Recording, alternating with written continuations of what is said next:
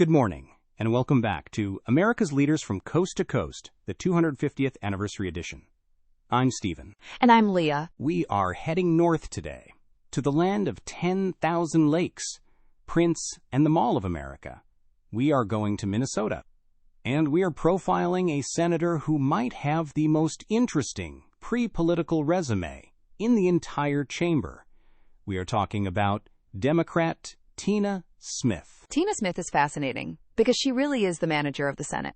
She isn't there to make the viral speech. She is there to fix the plumbing. But before she was fixing legislation, she was doing, well, everything else. Stephen, did you know she worked on the Trans-Alaska Pipeline? I did. It is my favorite fun fact about her. Back in the 1970s, she went up to Alaska and worked as a kitchen aide in the construction camps. She was a member of the Teamsters Union. Can you imagine? A future U.S. senator serving chow to pipeline workers in the frozen tundra. It gives her this incredible credibility when she talks about labor unions. She wasn't just studying labor in a classroom. She was punching a clock in one of the toughest environments on Earth. And then she pivots to something completely different. She moves to Minnesota and becomes a marketing executive for General Mills. She was literally selling Cheerios and Betty Crocker. And honestly, you can see that skill set in how she operates today. She knows how to package an idea. She knows how to read a room. She doesn't speak in Senate ace. She speaks in plain English. She eventually left the corporate world to start her own PR firm and then jumped into the chaos of politics. But she didn't run for office immediately. She was the person behind Sid Wallace, the person. She was the chief of staff for Minneapolis Mayor R.T. Ryback, and then chief of staff for Governor Mark Dayton. That is where she got the nickname. The Velvet Hammer. It is the perfect political nickname. R.T. Ryback gave it to her. It basically means she is incredibly polite, very Minnesota nice.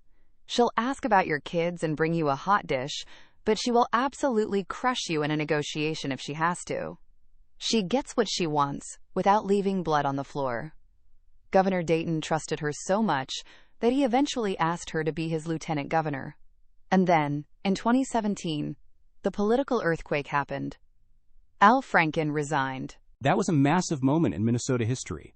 The state was in shock. Governor Dayton had to pick someone who could stabilize the ship, but also hold the seat in a special election. He picked Tina Smith. A lot of people thought she would just be a caretaker, a placeholder until a real politician stepped up. But she surprised everyone. She ran for the seat in 2018 and won decisively. She proved she wasn't just a staffer anymore. And she brought a very specific perspective to the Senate that almost no one else has. She is the only U.S. senator to have worked as an executive at Planned Parenthood. She was a vice president for the organization in Minnesota. Usually, politicians run away from that kind of association because it's controversial. Tina Smith leaned right into it. She argues that reproductive health care is just health care. Having that executive experience means she understands the billing, the operations, and the patient care side of women's health in a way that most legislators simply don't. She is also incredibly open about her own mental health. This is something that really sets her apart. It's really powerful. She gave a speech on the Senate floor where she talked about her struggle with depression when she was a young mother. She talked about standing in her kitchen, looking at her beautiful family, and feeling absolutely hollow inside. You could hear a pin drop in the chamber. Politicians usually try to project invincibility. For her to say, "I have been there. I needed therapy.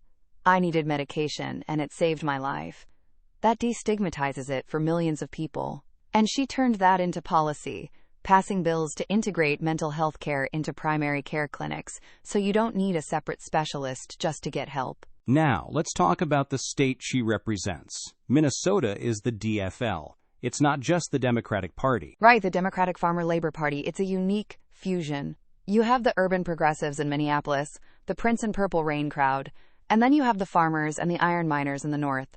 It is a very hard coalition to keep together. The Iron Range is shifting red fast. But Smith sits on the Agriculture Committee to keep those farmers in the fold. She talks a lot about sugar beets. Minnesota is the #1 sugar beet producer in the country. She frames clean energy not as a climate sacrifice, but as a cash crop. She tells farmers, if you put a wind turbine on your land, that's a steady check every month, regardless of the weather. She tries to sell green energy as economic survival for rural counties. She also sits on the banking and housing committees, where she is surprisingly YIMBY. Yes, in my backyard. She is. She is very focused on the housing shortage. She argues that we simply don't have enough homes, and that is driving inflation. She wants to use federal levers to encourage zoning reform and build more supply. It's a very practical, supply-side approach to a social problem. Again, that's the General Mills marketing exec coming out. She sees a supply chain problem and wants to fix it. From the Alaska pipeline to the Senate floor, she has lived a dozen different lives. And she's brought the velvet hammer to every single one of them. That is our profile for Minnesota's junior senator. Stay tuned for our next profile. Please note, AI assists in the creation of this podcast from pointedwords.com. And remember, better pointed words than pointed swords.